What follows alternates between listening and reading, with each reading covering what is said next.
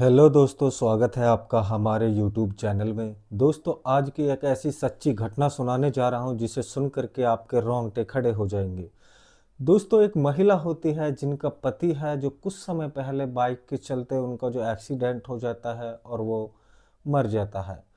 लेकिन उनके पति का जो है एक भूत बन जाता है और भूत बनने के साथ में वह अपनी पत्नी के साथ में वही काम करता था जो कि वह पहले जिंदा रहकर जिस काम को अंजाम देता था।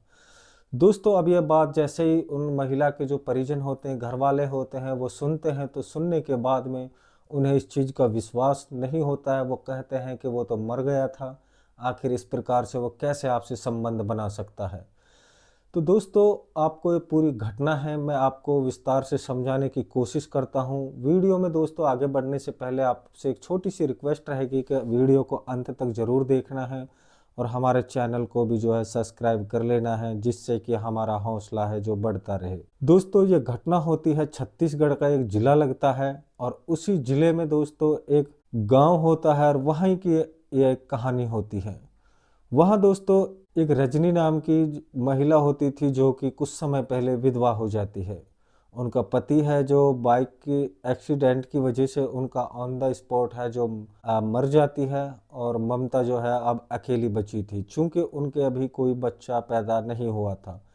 वो भरी जवानी में दोस्तों विधवा बन जाना ये बहुत ही ज़्यादा एक दुखदायक होता है, और वो भी एक भरी जवानी में। दोस्तों, जैसा तैसा कर कर के वो अपने पेट को भरती थी। अब इसके घर में दोस्तों जो परिजन होते हैं, इनकी सास होती है, इनका जो है ससुर होता है और इनकी दोस्तों जो एक देवर होता है। इनकी जो सास है उनका नाम गीता होता है और दोस्तों जो देवर का नाम होता है उत्तम। दोस्तों, जो उनका देवर है उनकी उम्र महज तकरीबन 21 वर्ष होगी और वह घर में जो है मजदूरी दिहाड़ी का काम किया करता था और वो ही अपने परिवार का भरण पोषण करता था। दोस्तों, उनके घर की जो स्थिति है वो इतनी ज़्यादा बिगड़ चुकी थी और इसी को चलते दोस्तों जो रजनी होती है वह एक आंगनवाड़ी की एक छोटी मोटी है जो वहाँ पे काम करने लग जाती है और कुछ उनका देवर है जो दिहाड़ी करके लाता था। इस तरह से उनका जो है परिवार अब चला करता था। दोस्तों, एक दिन की बात होती है, जो रजनी की सास होती है गीता, वह उनसे कहती है कि बेटी, अभी तेरी उम्र है वो बहुत ही कम है और मेरा जो फैसला है वो यह है कि अगर तेरे पास अभी कोई औलाद भी नहीं है और अगर मेरी बात माने तो तू जो है दूसरी शादी कर ले। दोस्तों, वो मना कर देती है और कहती है कि मैं नहीं कर सकती हूँ। तो उसके बाद में उसकी सास कहती है कि जो तुम्हारा देवर है उत्तम, अगर ये थोड़ा सा बड़ा और हो जाए तो तुम्हारी शादी अगर इससे हो जाए तो कैसा रहेगा। वो बोलती है कि मुझे बिल्कुल भी इस चीज़ का अच्छा नहीं रहेगा, मैं जो है शादी नहीं करना चाहती हूँ। अब दोस्तों वो घर में कहती है कि उनकी सास इस तरह कैसे रहेगी। इस प्रकार से इनकी जो है घर में बातचीत होती रहती थी। दोस्तों, वो अब इधर उधर कोई ज़्यादा बातें नहीं करती थी। दोस्तों, रजनी के घर पे जो एक है जो दूध देने आया करता था और वो दूध वाला बोलता है, रजनी, सुबह सुबह जो तुम्हें दूध लिया करती थी, और वो बोलता है कि कल से मैं जो है नहीं आऊँगा, इधर जो है मेरी ग्राहक भी नहीं है, तुम तो जो है ऐसा करो मेरे घर से आके दूध ले जाया करो, मुझे अब घर घर दूध बांटने की ज़रूरत नहीं है। और मैं वो बोलती है कि मैं दूध लेने वहाँ नहीं आऊँगी, अगर ऐसा करो तुम दूध है जो बंद कर दो। दोस्तों, वह जब सुबह सुबह तुम्हारे घर आ जाऊंगी तो वह कहती है कि घर से आके जो है दूध ले आऊंगी, तब तो आपको कोई समस्या नहीं है। दोस्तों, अब जो रजनी होती है वह सुबह सुबह दूध लेने जाती है और दूध वाला तो वहाँ नहीं मिलता है, लेकिन उनके जो है दो पुत्र मिल जाते हैं जिनकी वो दुकान पर थी। दोस्तों, जैसे ही उन्हें दूध देते हैं, लेकिन वो इतनी खूबसूरत थी कि उनके जो दोनों बेटे हैं वो उनकी खूबसूरती के कायल हो जाते हैं और वो सोचते हैं कि जो इनकी भरी जवानी है इसकी जो है अब हमें फ़ायदा उठा लेना चाहिए। उन्हें वो गलत नज़र से देखते हैं। दोस्तों, रजनी है जो डेली दूध लिया जाया करती थी और कभी कभी जो है उनका देवर उनके साथ जाया करता था। एक बार की बात है दोस्तों, रजनी जो थी वह दूध लेने के लिए घर जाती है। उनके नीचे दो जो कमरे होते हैं, कमरे जो पहले है अपने हस्बैंड के साथ रहती थी वो वहीं सोया करती थी। नीचे जो एक कमरा होता है वहाँ पर उनका देवर सोता था और एक छोटा सा ही मतलब उनका कमरा होता है जहाँ उनकी एक सास सोती थी।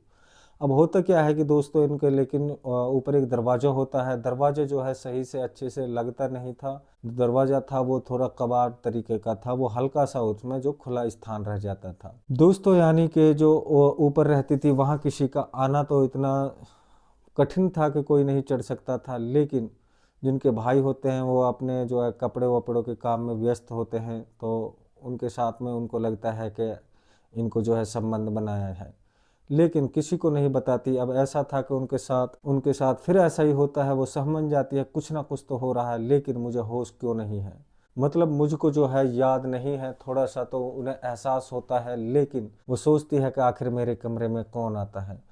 तभी वो अपनी सास को इस चीज़ को बताती है, लेकिन वो बोलती है कि अब तेरे साथ में ऐसा कुछ नहीं है, क्योंकि जो लड़का है वो नीचे कमरे में सोता है और घर में कोई ऐसा मर्द नहीं है जो तुम्हारे साथ ये इस चीज़ को अंजाम दे। लेकिन वह अपनी जो सास से फिर कहती है और वह अपने बेटे से पूछती है कि इनके कमरे में तुम कुछ आते जाते हो देखते हो। दोस्तों अब उनका शक है जो अब उनके देवर पर चढ़ने लगता है, लेकिन वो गलत था। इसी तरीके से 4-5 दिन निकल जाते हैं दोस्तों। जो उनकी सास होती है वो कहती है कि यह तो मेरे साथ भी हुआ है। फिर से वो सोचती है कि अब जो कहीं बंटी ने तो नहीं किया, लेकिन इधर इधर में ही ये बात है जो फिर से निकल जाती है। वो उनसे पूछती है कि जो तुम है शाम को आते हो तो क्या तुम है जो किसी चीज़ की जो है खटपट की आवाज़ आती है। वो कहती है कि नहीं है। दोस्तों इस चीज़ को सुन करके उनका जो देवर होता है उत्तम, वो कहता है कि अगर ऐसा ही चलता रहा तो फिर क्या होगा। लेकिन जब वो रजनी होती है वो कहती है कि मेरे सपने में जो मेरा पति आता है और कहीं वो तो मेरे साथ ऐसा नहीं करता है। वो कहती है कि नहीं, तुम्हारा पति नहीं आ सकता, ये गलत है, ये सिर्फ है जो भावनाओं में बहती हो तुम, तुम्हारे जो है ये एक वहम है और शायद तुम नींद में होती हो इसलिए तुम्हें होश नहीं होता होगा और तभी तुम्हारे कपड़े इधर के उधर हो जाते हैं। दोस्तों इसी तरह की घटनाएं जो अब दिन पे दिन चलती रहती है, लेकिन रजनी अब इतनी परेशान हो जाती है, बहुत ही ज़्यादा हैरान हो जाती है। वो फिर अपनी सास से बोलती है कि मेरा जो मन है वो नहीं लग रहा है, मुझे किसी तांत्रिक के पास लेके चलो।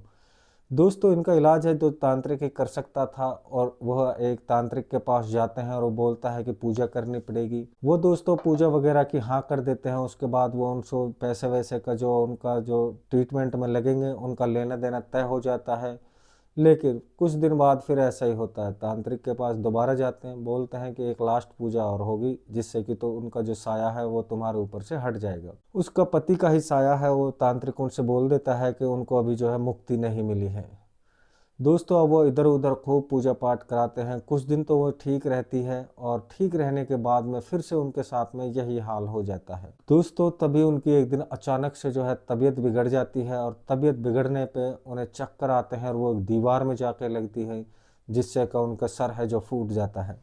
उनकी सास है जो अब अपने बेटे को फ़ोन करती है और फ़ोन करके उनको है जो हावड़ टावल में जल्दी से बुलाती है, और बुलाने के बाद में वो उन्हें अस्पताल लेके जाते हैं। अस्पताल में जब उनकी जांच वगैरह होती हैं तो डॉक्टर बोलते हैं कि इनके पेट में तो बच्चा है। दोस्तों बस इतनी बात सुननी थी, उन दोनों माँ बेटे के जो है होश उड़ जाते हैं।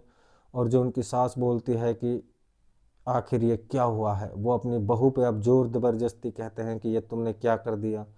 लेकिन उनकी बहू कहती है कि मुझे इस चीज़ का बिल्कुल भी पता नहीं है, अब हम क्या कर सकते हैं। दोस्तों तभी जो उनका देवर होता है उत्तम, वो कहता है कि चलो पुलिस कंप्लेंट लिखाने चलते हैं। वो जैसे ही थाने पहुंचते हैं और वहां जाकर के सच्चाई बताते हैं, तो दोस्तों अब सच्चाई है सुन करके पुलिस वाले जो हंसते हैं, वो कहते हैं कि आखिर ये तुम्हारा मन का भ्रम है, आखिर तुम ऐसे कैसे जो है प्रेग्नेंट हो सकती हो और कैसे तुम्हारे साय है जो पति है वो तुम्हारे अंदर आकर के इस काम को अंजाम दे सकता है। दोस्तों इसी तरह दोस्तों अब पुलिस है जो पुलिस भी अब उनकी बात मान लेती है और वो कहती है कि ठीक है हम तुम्हारी रैकी करेंगे। 1-2 दिन निकल जाते हैं और पुलिस वाले होते हैं वहीं छुप कर बैठते हैं सादा कपड़े पहन करके। 4-5 दिन रुक करके 1-2 आदमी है जो सीढ़ी लेकर आते हैं और सीढ़ी लाने के बाद में ऊपर चढ़ जाते हैं। और चढ़ने के बाद में दोस्तों और उस महिला को एक बेहोश करने की दवा है वो सूंघा देते हैं, और सूंघाने के बाद में उसे बेहोश कर देते हैं।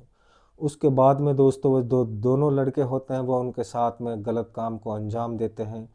दोस्तों पुलिस है जो उधर उनकी रैकी कर ही रही थी कि वो भी उनके पीछे पीछे चढ़ जाते हैं, और जैसे ही वो उसके पीछे चढ़ते हैं तो दोस्तों पुलिस है जो हक्का बक्का रह जाती है और पुलिस दोस्तों ने रंगे हाथ पकड़ लेती है। रंगे हाथ पकड़ने के बाद में दोस्तों अब इसकी जैसे ही छटनी होती है तो शुरू में जहाँ पे वो दूध लेने जाती थी, जो लड़के उनके दीवाने हुए थे, वो जो दोनों भाई होते हैं वो ही उनके इस चीज़ के घटना के अंजाम निकलते हैं। दोस्तों इस चीज़ को सुन करके पूरे जो है एरिया में तहलका मच जाता है और हर लोग हैं जो अब उन दूध वालों पे थू थू करने लग जाते हैं।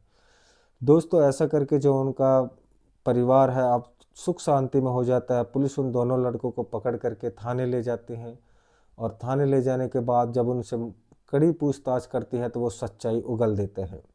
वो कहते हैं कि हमने ही इनके साथ में गलत काम किया है और हमें नहीं पता था कि आखिर हम पकड़े जाएंगे। दोस्तों इस कहानी का उद्देश्य हमारा किसी का दिल दुखाने का बिल्कुल भी नहीं था। हम जो भी कहानी सुनाते हैं समाज की जागरूक और सचेत करने के लिए सुनाते हैं। आखिर ऐसी जो घटनाएं हैं हमारे समाज में जो होती रहती हैं, हमें हर तरीके से जो है जागरूक और सचेत रहना चाहिए।